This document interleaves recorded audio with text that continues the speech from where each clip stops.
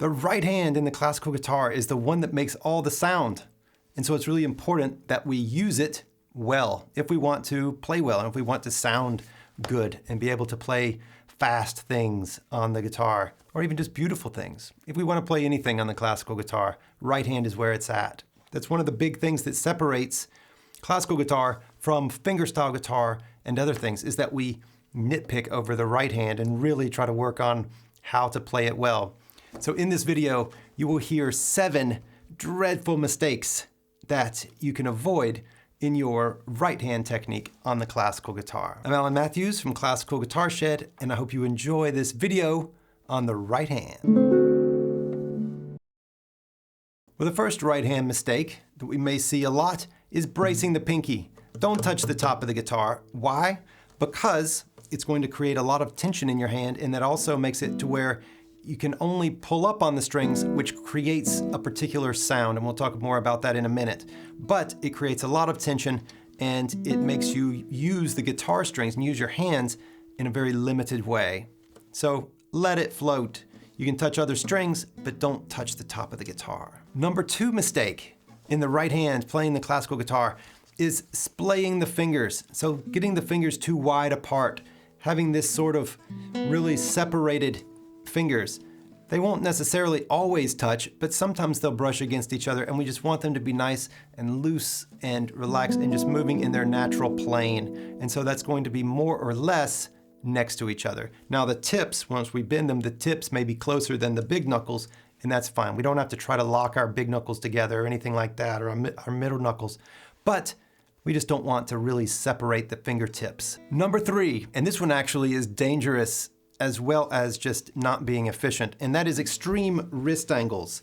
So playing like this to where there's a big wrist angle, sideways, anything extreme is going to be not the best when playing the guitar. So we want the joints to stay in the mid-range of their movement. So never at the absolute extreme of this way or this way or this way. So keep the wrist angles nice and easy. Number 4 is pulling up on the string instead of pushing through the string. So to play the guitar well, we're going to push through with the big knuckle. We can press on the string and then close the hand. And that is going to give us the richest sound because you're activating the string in a circle instead of pulling it up, where it's just going up and down like this, which makes a very bright and tinny sound, very thin.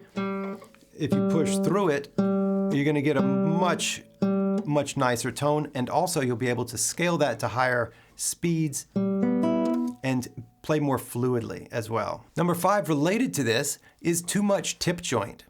So if we're pulling up, then we're going to be using a lot of this tip joint. So we're going to be doing this curling of the tip joint like this.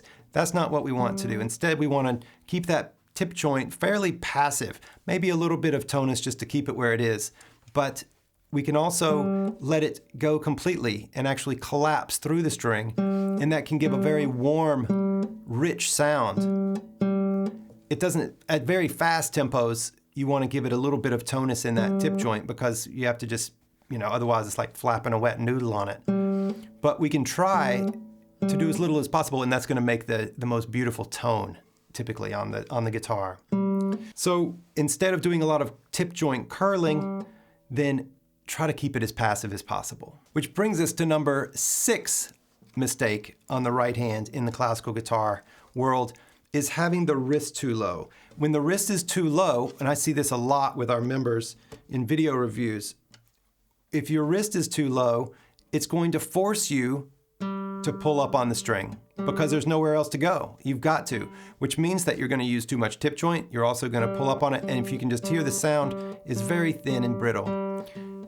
It also creates a lot of tension and wear and tear on your joints. So instead, you want to make sure that there's always space right here. So we want the wrist to be flat across here, or even just a little bit more than flat. And that'll make it to where the fingers can naturally move from the big knuckle into the hand, pushing through the strings.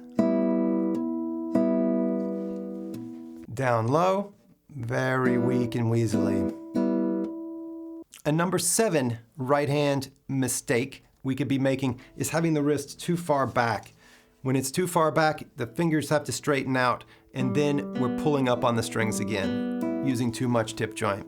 So instead, roll that forward and get it. One of the guidelines that you can think of, and this is not a strict thing, but it's an overall placement guideline, is that the knuckles of the strings that are playing the big knuckles are over the strings. So if you'll see, these 3 big knuckles here are more or less over these top 3 strings, as opposed to pulling it back here and now they're over the other strings, or not even over the strings at all. So that is a way to think about that. All right, all these things to not do in your right hand practice. So what do you do? Well, you move from the big knuckle, you press through the strings, keep some nice space under your wrist, and avoid extreme angles, coming in nice and straight here at an angle.